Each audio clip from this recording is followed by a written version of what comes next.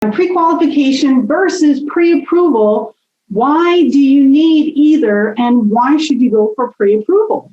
Well, I know lots of folks think of home buying as kind of like going shopping at the mall, right? Like you don't pull out your credit card and pull out your driver's license and get ready to sign a receipt before you enter the mall, right? You go and you find what you want to buy, and then once you find what you want to buy, then you're going to figure out the money piece, right? And they think of home buying like that. But the difference is home buying, figuring out the financial piece can take quite a while.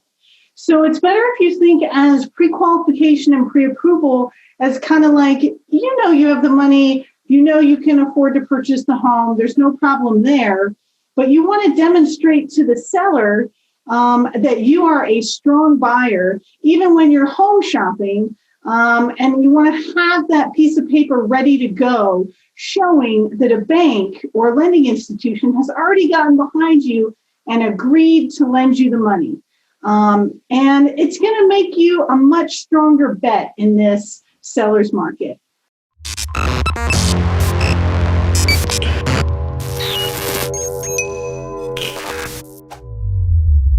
So what's the difference between pre-qualification and pre-approval? Well, pre-qualification in general is a phone conversation or a quick application online where a lending institution has looked at your rough numbers and maybe not any documentation at all and just said, well, based on what you're telling me, I think you could qualify for X amount. And that pre-qualification is all you need to purchase a home in Arizona. And then once you get the ball going and you get under contract, then you'll do what's called the pre-approval process, where they'll actually look at all your documentation and they'll put a credit file together and they'll submit it to underwriting, and the underwriter will actually approve to lend you the money. You'll have a full approval for a loan from this institution based off your documentation and your file.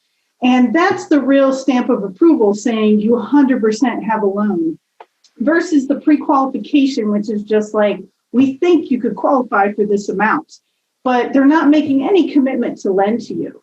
So when you're in a really competitive seller's market like we have today, what better way to stand out amongst all those pre-qualifications and people that have just been told, we think you can qualify for this amount, to have a documentation that says this lending institution is behind me and they will lend to me and they've looked at all my paperwork and I'm solid and 100% ready to go. Now, if you were a seller, who would you rather sell your home to?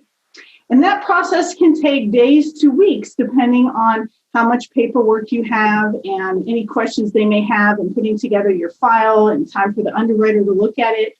So you want to get that hammered out all ahead of time before you even go home shopping.